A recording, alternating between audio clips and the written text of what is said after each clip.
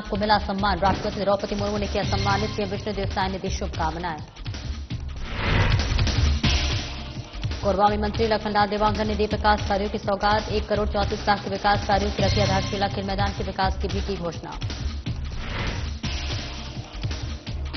रायपुर में सड़कों का जायजा लेने के लिए निकले collector doctor Gaurav Singh. SP doctor लाल उम्मेद सिंह भी रहे मौजूद। दुर्घटनाओं में कमी लाने के लिए दिए निर्देश। नगरीय निकाय और पंचायत चुनाव को लेकर सरगर्मी तेज। उप मुख्यमंत्री का बड़ा बयान आया सामने। कहा बोर्ड एग्जाम से पहले संपन्न होंगे चुनाव। और गुड़ियारी में ड्यूटी से लौट रहे युवक से मारपीट का मामला। मारपीट पर बदमाशों ने लूटे 50,000। मामले को लेकर पुलिस ने इन आरोपियों को किया गिरफ्तार।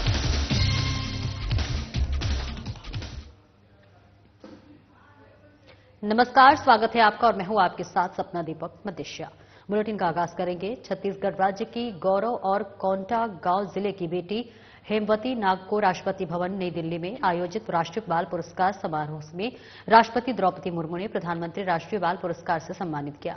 मुख्यमंत्री विष्णुदेव साय ने हेमवती नाग को शुभकामनाएं दी और उनके उज्जवल भविष्य की कामना की। उन्होंने कहा कि हेमवती ने कठिन परिस्थितियों में अपना हौसला नहीं खोया और अपनी अथक मेहनत और कड़े संघर्ष से खेलो इंडिया और राष्ट्रीय स्तर की प्रतियोगिता में उत्कृष्ट प्रदर्शन किया और ये उपलब्धि हासिल की।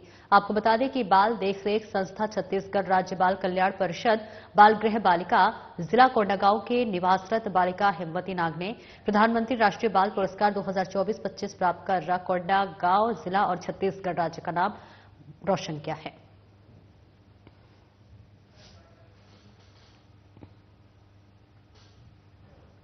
और वहीं मुख्यमंत्री विष्णुदेव साय राजधानी रायपुर के मेडिकल कॉलेज सभागार में वीर बाल दिवस कार्यक्रम में सम्मिलित हुए। आपको बता दें कि वीर बाल दिवस के मौके पर ऑडिटोरियम में संगोष्ठी का कार्यक्रम रखा गया, जिसमें मुख्यमंत्री विष्णुदेव साय बतौर मुख्य अतिथि के रूप में शामिल हुए। इस दौरान उन्होंने बयान देते हुए कहा कि गुरु गोविंद सिंह जी के साहिबजादे जोरावर सिंह और फतेह सिंह जी के बलिदान को याद करने के लिए वीर बाल दिवस 26 दिसंबर को मनाया जाता है। और इस दौरान हमने घोषणा की है कि उनके बलिदानों को याद करने के लिए और नई पीढ़ी तक पहुंचाने के लिए पाठ्यक्रम में उनके शहादत की कहानी को शामिल किया जाएगा। आज वीर बाल दिवस है और आज के दिन गुरु गोविंद सिंह के साहिबजादे जोरावर सिंह जी और फतेह सिंह जी जो मात्र 6 साल और 9 साल के उम्र के थे, उन्होंने अपने देश और धर्म के लिए अपने प्राणों की आहुति दे दी और हम आज के इस अवसर में उनके शहादत को नमन करते हैं और इस देश के यशस्वी प्रधानमंत्री श्री नरेंद्र मोदी जी का बहुत धन्यवाद करते हैं कि उनके इस शहादत को आने वाली पीढ़ी हमेशा याद करते रहे। इसके लिए 26 नवंबर को वीर बाल दिवस की घोषणा की और आज वीर बाल दिवस मनाने के लिए यहाँ पर हम लोग एकत्र हुए थे और एक संगोष्ठी का यहाँ पर आयोजन था, जिसमें आदरणीय प्रेम शंकर सिदार जी जो क्षेत्रीय प्रचारक हैं, सहप्रचारक हैं, उनका बहुत उत्प्रेरक मार्गदर्शन उद्बोधन सुनने को हम लोग को मिला। पूर्व प्रधानमंत्री डॉक्टर मनमोहन सिंह के निधन के बाद पूरे देश में शोक की लहर है। आज वो पंचतत्व में विलीन हो गए। पूर्व पीएम को राजकीय सम्मान के साथ अंतिम विदाई दी गई। 26 दिसंबर की रात दिल्ली एम्स में उन्होंने अंतिम सांस ली, जिसके बाद 7 दिनों का राजकीय शोक घोषित किया गया है। आपको बता दें कि राजकीय शोक राष्ट्रपति, प्रधानमंत्री, अभिनेता या फिर लोक की सेवा करने वालों की मृत्यु पर घोषित किया जाता है और इस दौरान किसी भी प्रकार के सांस्कृतिक सरकारी कार्यक्रम आयोजित नहीं किए जाते हैं और साथ ही राष्ट्रीय ध्वज को आधा झुका दिया जाता है। छत्तीसगढ़ सहित देश भर में पूर्व प्रधानमंत्री के निधन पर 7 दिनों का राजकीय शोक घोषित है। इस दौरान हमारी टीम राजधानी के कलेक्ट्रेट परिसर पहुंची, जहां राष्ट्रीय ध्वज आधा झुका हुआ है और पुलिस का ध्वज भी आधा झुका दिया गया है। साथ ही राष्ट्रपति भवन समेत सभी स्थानों पर ध्वज 7 दिनों के लिए झुके रहेंगे।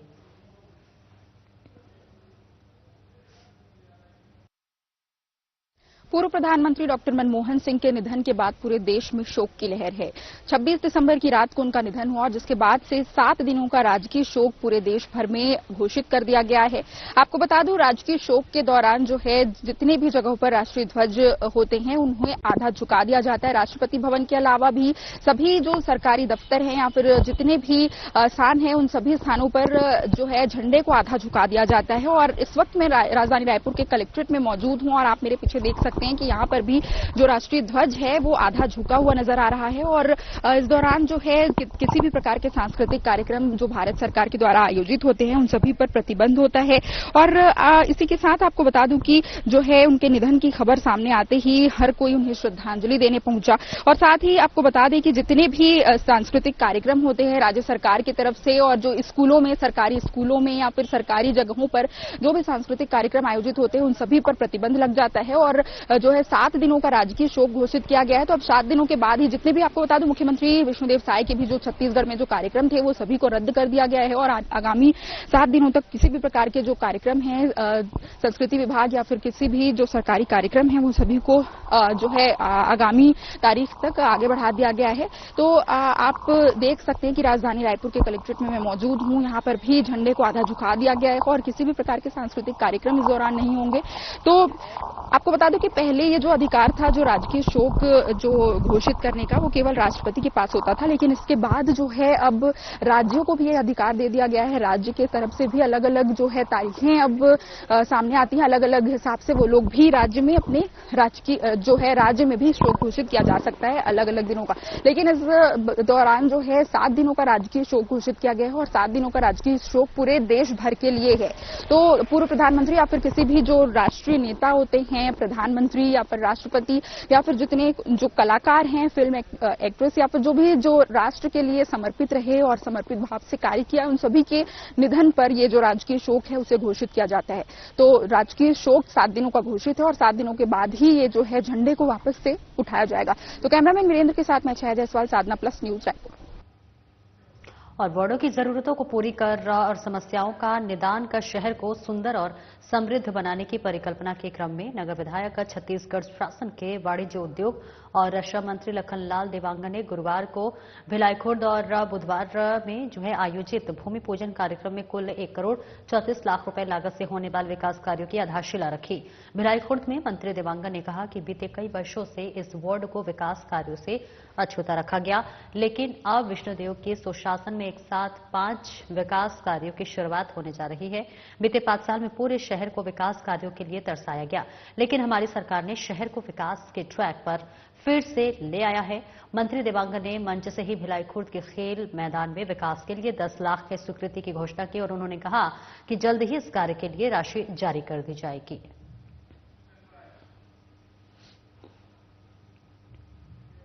और राजधानी रायपुर की प्रमुख सड़कों का जायजा लेने के लिए कलेक्टर डॉक्टर गौरव सिंह एवं एसपी डॉक्टर लाल उम्मेद सिंह पैदल निकले और इसी के साथ साथ शहर में बढ़ते यातायात के दबाव को कम करने एवं दुर्घटनाओं में कमी लाने के लिए आवश्यक निर्देश दिए हैं। आपको बता दें कि पैदल सड़कों पर निकले कलेक्टर एवं एसपी के निर्देश पर सड़कों के किनारे नो पार्किंग जोन में खड़ी वाहन, गुमटी एवं ठेलों को प्रहरी टीम के माध्यम से तत्काल हटाने की कार्रवाई की गई। साथ ही जिन चौक चौराहों पर रोटरी नहीं लगी है उन स्थानों पर अस्थायी रोटरी लगाने के निर्देश दिए। इसके अलावा सड़कों के गड्ढे एवं पेंच वर्क को जल्द से जल्द पूरा करने के भी निर्देश दिए गए हैं।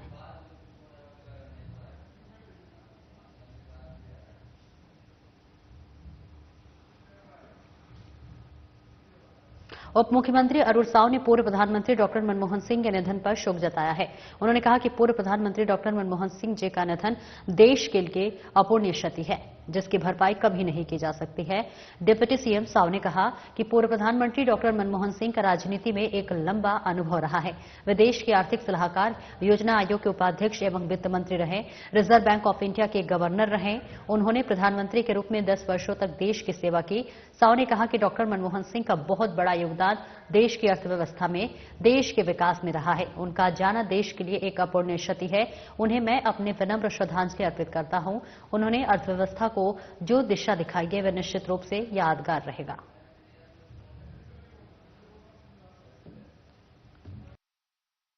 प्रख्यात अर्थशास्त्री जो देश के आर्थिक सलाहकार रहे, योजना आयोग के उपाध्यक्ष रहे, देश के वित्त मंत्री रहे, रिजर्व बैंक ऑफ इंडिया के गवर्नर रहे और 10 वर्षों तक देश के प्रधानमंत्री के रूप में उन्होंने देश की सेवा की है।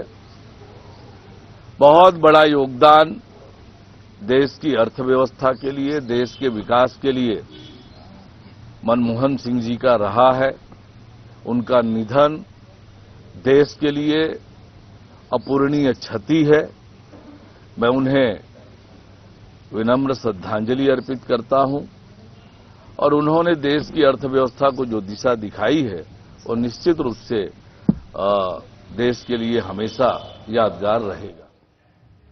और उप मुख्यमंत्री अरुण साव का बयान सामने आया है, जिसमें उन्होंने कहा कि भारतीय जनता पार्टी ने हमेशा नारी सशक्तिकरण के लिए काम किया है, चाहे सत्ता में हो या संगठन में। मंडल अध्यक्षों में भी महिलाओं की संख्या हो और जिला अध्यक्षों में भी महिलाओं की संख्या हो, भागीदारी हो, और इसके लिए पार्टी गंभीरता से प्रयत्न कर रही है। महिलाओं को राजनीति में लाने का लगातार प्रयास करती है और केंद्र में भी जिस प्रकार से महिला आरक्षण के लिए बिल पास हुआ है, भारतीय जनता पार्टी हमेशा महिलाओं को राजनीति में आगे बढ़ाने का अवसर देती है। हमेशा नारी सशक्तिकरण के लिए काम किया है, चाहे सत्ता में हो या संगठन में। पार्टी में न केवल प्रयत्न हुआ है कि मंडल अध्यक्षों में भी महिलाओं की संख्या हो, जिला अध्यक्षों में भी महिलाओं की संख्या हो, भागीदारी हो, तो पार्टी इस दिशा में बहुत गंभीरता से प्रयत्न करती है। महिलाओं को राजनीति में भागीदारी हो, इसके लिए लगातार प्रयास करती है। केंद्र में भी जिस प्रकार से महिला आरक्षण के लिए बिल पास हुआ है, तो भारतीय जनता पार्टी हमेशा महिलाओं को राजनीति में आगे बढ़ने का अवसर देती है। मंडल अध्यक्षों में भी दिया है और जिला अध्यक्षों में भी उम्मीद है कि महिलाओं को अच्छा अवसर और प्रतिनिधित्व मिलेगा।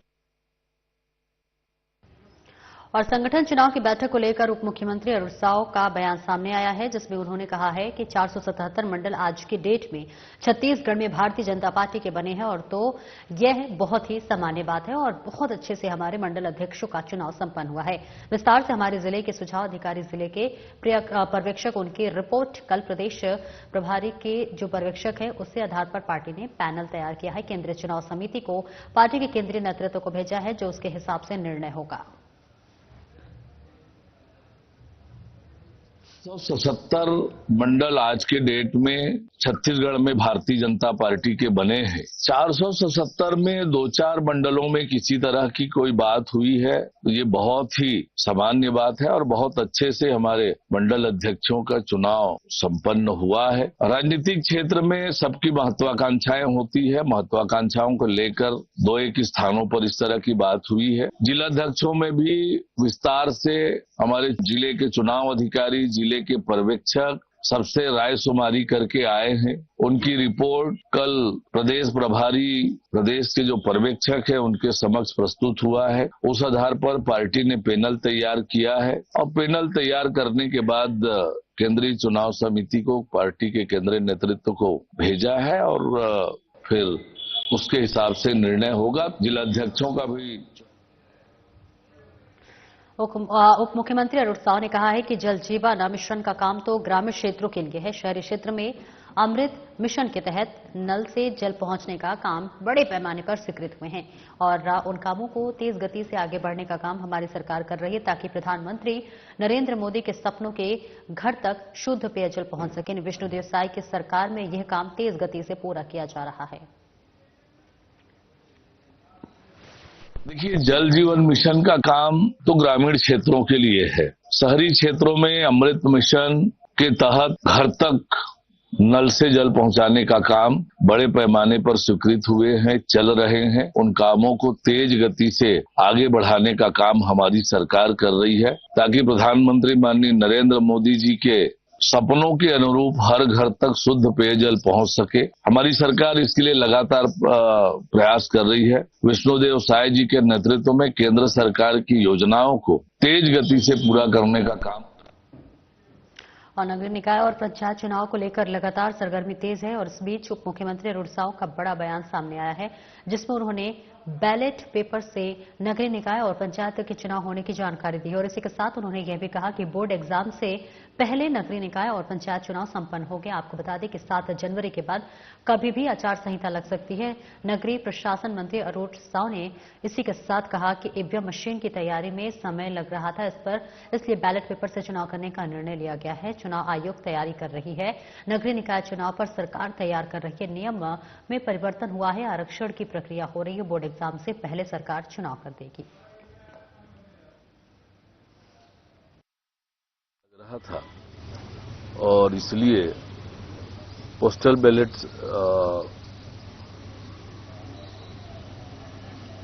बैलेट पेपर से चुनाव कराने का निर्णय किया है। तो बैलेट पेपर से चुनाव होगा, इसकी तैयारी चुनाव आयोग कर रही है। चुनावों को लेकर, पंचायत और नगरीय निकाय चुनावों को लेकर हमारी सरकार ने लगातार बहुत पहले से तैयारियां प्रारंभ की थी। जैसे आप सबको पता है कि बहुत सारी चीजें इस बार नई हुई है। माननीय सर्वोच्च न्यायालय के निर्देश के पालन में आरक्षण की सारी पद्धति चेंज हुई है। आयोग बनाया, आयोग की रिपोर्ट आई और उस आधार पर आरक्षण होना है। उसी तरह से निकायों में अध्यक्ष और महापौर के चुनाव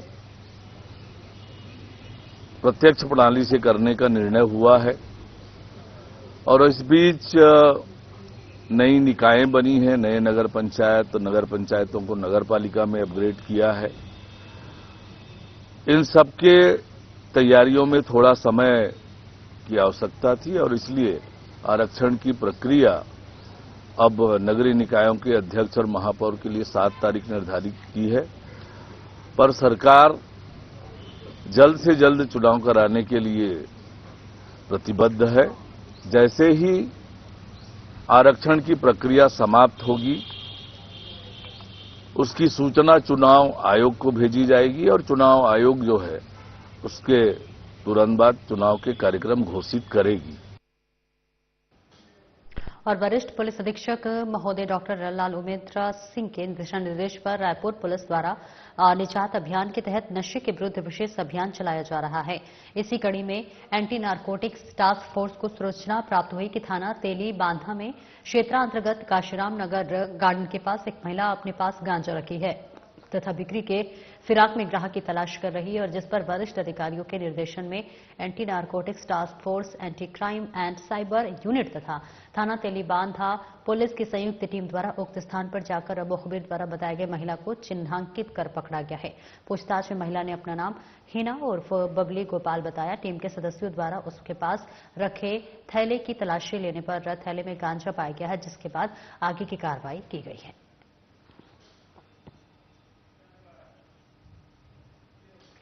और बीजेपी संगठन पर्व चुनाव को लेकर बैठक बीजेपी मुख्यालय कुशाभाऊ ठाकरे परिसर में हुई, जहां पर बैठक में प्रदेश प्रभारी नितिन नवीन, केंद्रीय पर्यवेक्षक खरगोन, लोकसभा सांसद गजेंद्र सिंह पटेल, क्षेत्रीय संगठन महामंत्री अजय जम्वाल, बीजेपी प्रदेश अध्यक्ष किरण सिंह देव, महामंत्री संगठन पवन साय, चुनाव प्रदेश प्रभारी खूबचंद पारख व जिला चुनाव अधिकारी की उपस्थिति में ये बैठक चली। बैठक को लेकर चुनाव संगठन प्रभारी खूबचंद पारख ने भी बयान सामने आया है, जिसमें उन्होंने कहा कि संगठन चुनाव जिसमें पहले बूथ, उसके बाद मंडल और अब जिले के चुनाव की ओर हम अग्रसर हैं। उन्होंने बताया कि सभी जिलों की समीक्षा करके जो नाम सामने आएंगे उसे पार्टी आगे के लिए तय करेगी। उन्होंने कहा कि महिलाओं का आरक्षण भी 33% हो गया है, तो उनकी भी भूमिका इसमें रहेगी। उन्होंने कहा कि हमारे संगठन की बैठक में नाम तय होकर दिल्ली चले जाएंगे और उसके बाद 29 से 30 जिलों के चुनाव कराने तय हैं।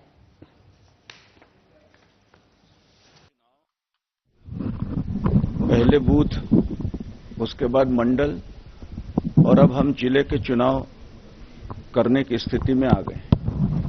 आज लगभग बातचीत और समीक्षा होने के बाद हम सभी 36 जिले यानी 35 पुराने जिले और एक बिलासपुर ग्रामीण जिला संगठन की दृष्टि से बढ़ा है। ये सभी 36 जिलों की समीक्षा करके जो इसमें नाम छन कर आएंगे, उनके 3 लोगों के पैनल बनकर तैयार होंगे। चूंकि पार्टी ने ये तय किया है कि उम्र की जो प्राथमिकता है उसमें किसी प्रकार की गड़बड़ नहीं होना चाहिए। जाति समीकरण की दृष्टि से भी हर वर्ग का समावेश इसमें होना चाहिए। चूंकि महिलाओं का आरक्षण 33% हो गया है, इसलिए महिलाएं भी इसमें अच्छी संख्या में निकलनी चाहिए। इस दृष्टि से, इस समीक्षा की दृष्टि से इस दफे 3 का पैनल बनाकर दिल्ली ने इसकी जांच के लिए सूची बुलवाई है। तो हमारी सूची आज बन के दिल्ली चले जाएगी। उसमें यही है समीक्षा कि जाति समीकरण पूरे हुए हैं कि नहीं, महिलाओं का प्रतिनिधित्व हुआ है कि नहीं, SC ST का बराबर प्रतिनिधित्व। और जैसे ही वहां से वो सूची तय होकर आ जाएगा कि इसमें आपको करना है, तो 29 और 30 के मध्य में पूरे जिले के एक साथ चुनाव कराने की स्थिति बनी। और राजधानी रायपुर में वरिष्ठ पुलिस अधीक्षक डॉक्टर लाल उम्मेद सिंह के दिशा निर्देश में कानून व्यवस्था को बेहतर करने के लिए लगातार बैठकों का दौर जारी है। डॉक्टर लाल उम्मेद सिंह ने नए साल को लेकर भी गाइडलाइन जारी की हैं और सभी होटल और बार संचालकों को दिशा निर्देश दिए गए हैं और इसी के साथ यातायात व्यवस्था को भी सुदृढ़ बनाए रखने के लिए उनके द्वारा लगातार प्रयास किया जा रहा है और साथ ही प्रदेश में नशाखोरी, साइबर फ्रॉड जैसे अपराधों से बचने के लिए लगातार पुलिस गाइडलाइन जारी कर रहे हैं, जहां पर तमाम मुद्दों पर डॉक्टर लाल उम्मेद सिंह रायपुर एसपी से खास बातचीत की हमारे संवाददाता छाया जायसवाल ने। बैठकों का दौर जारी होता है और लगातार रायपुर एसएसपी डॉक्टर लाल उम्मेद सिंह बैठकें ले रहे हैं और इसी के साथ प्रदेश की कानून व्यवस्था को उनके दिशा निर्देश में ठीक तरीके से सुधारा जा रहा है। तो डॉक्टर लाल उम्मेद सिंह हमारे साथ मौजूद हैं, रायपुर एसएसपी। तो सर, सबसे पहले धन्यवाद।